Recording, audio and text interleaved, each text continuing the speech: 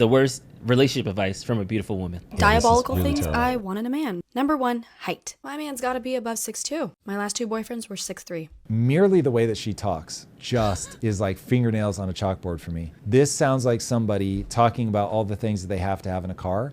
Like there's already this sense of entitlement. If you're going into an exchange with another human being and you're like, oh, they're gonna have this, that's where like this really goes awry. You're not trying to get to know the person. You're not saying like, oh, I want a partnership. I understand that relationships are difficult and it's compromise and all. It's a shopping list.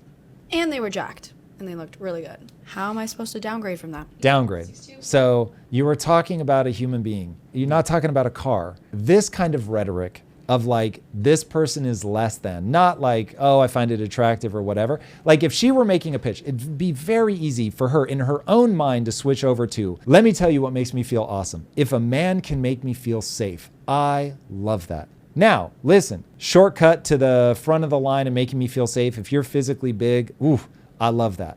But like ultimately, guys, I need you to make me feel safe. That's her like actually getting inside of her own psyche and understanding what's really going on. But Tony, the sign guy, has a fucking hilarious one of his like clips where there's this woman, she's like, if your dick ain't 9 inches, you better watch your tone with me. Cut to Tony and he's like, hi, I have a sign. Right? Fucking hilarious. But it's like, if you have that attitude, all you're doing is making a man go, okay, hold on a second. Like I'm just a series of traits. When you make relationships feel transactional, guys aren't going to go anywhere near you. And why the fuck would you? Here's the thing. PSA, relationships are hard. They are full of compromise. If you are with somebody that is literally tit for tat, this is just an exchange of goods, turn and run in the opposite direction. It isn't worth it. It's way too much of a pain in the ass. I'm a pain in the ass for my wife. My wife is a pain in the ass for me. But on balance, holy Jesus, she makes my life so much better, but it comes at a cost. If you're not getting the upside, which is that for better or worse, through sickness and health, rich and poor, like I'm your ride or die, what are we doing? People, I don't think people are able to explain to themselves, why am I getting in a relationship? I can pay for hot, so please. If you think that I'm gonna get in a relationship with somebody because you look me up and down and we're like, yeah, you're worthy, get the fuck out of here. What if something happens to me? Like, I'm not gonna make a lifetime exchange for somebody who's like gonna bounce. And going to the gym multiple times a week. I'm sorry, like, I'm just not gonna date a fat guy. If I can be in the gym 5 days a week and be fit and care about how I look, you can do it. Facts, but take care of yourself. I thank Lisa routinely that she takes good care of her body, and I get to enjoy that. I am a sexual creature. I love that I still find my wife in her mid-40s to be sexually attractive because she fucking does lunges, baby. And let's just keep it real here. I love it. I love it. Keep doing them lunges. I'm here for it. Shout out to the lunges. Right? The lunges, the squats. Yes, do it. It's leg day. Let's go. But the way that she says it is so horrible.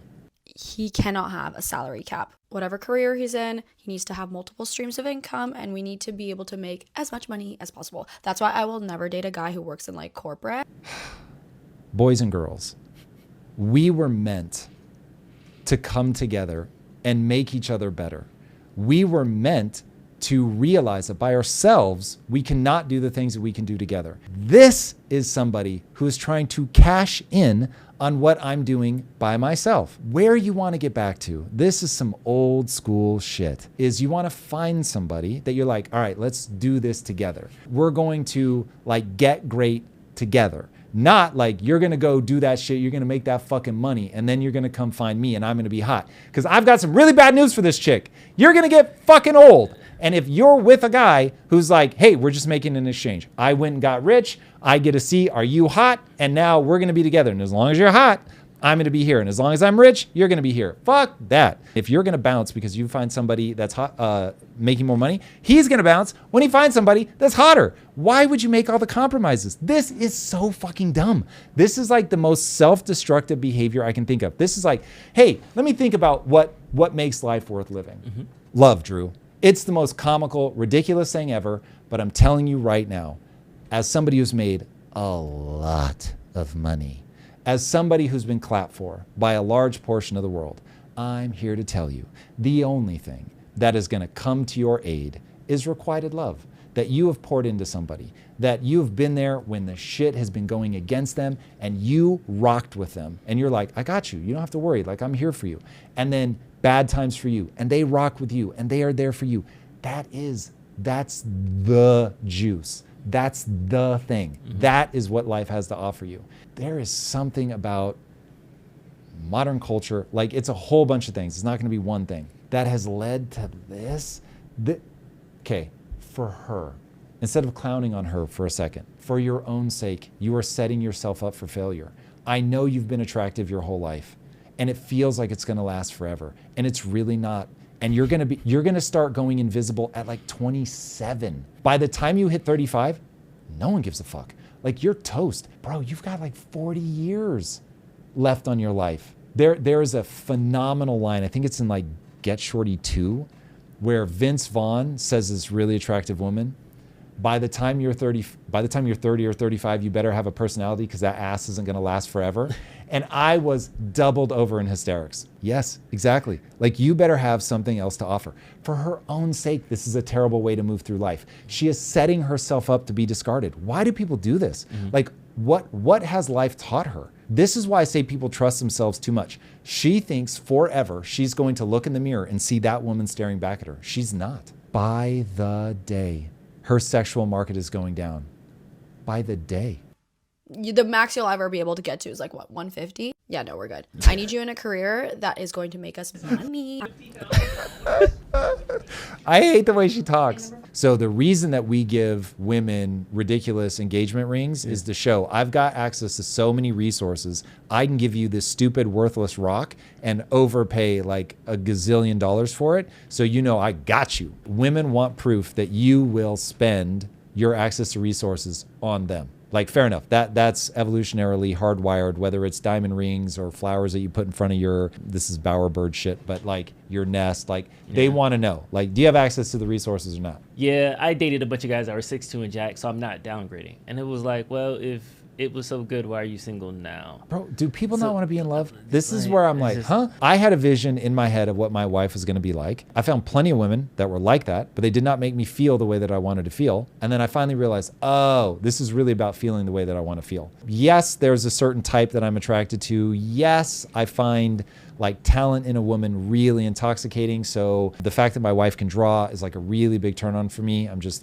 really blown away by that. But ultimately, like, I could have easily fallen for somebody that didn't match any of my criteria, but they made me feel the way that I wanted to feel. They were helping me be a better version of myself. Like, when I had the whole like big meltdown on camera, that was because I realized that my wife was going to be with me even if I fell. That was where I was like, wow, like that feels so good. And that's the thing that I want for people, is I want you to feel like I've got a ride or die. Now, to have a ride or die, you have to be a ride or die. You're going to have to nudge each other. Like, it matters to me that Lisa stays in shape, and she knows that it matters to me. But you don't want that to become toxic. And so you don't want to be like, if you don't stay in shape, I'm going to fucking leave your ass. Like, that's horrific. She encourages me to do well financially and to make sure that the family never has to worry about money. But she's like, but if something happened, like, I'm going to be here with you. And I want you to understand that, like, rich or poor. And the thing is, through a long relationship, you get moments where it's like, uh-oh, we're actually in trouble. And you're like, how do they react? And every time Lisa's been like, yep, I'm right here. I got you. No matter what, I'm in this. We're together. Don't sweat it. If everything goes to hell in a handbasket, here's exactly how I'm going to respond.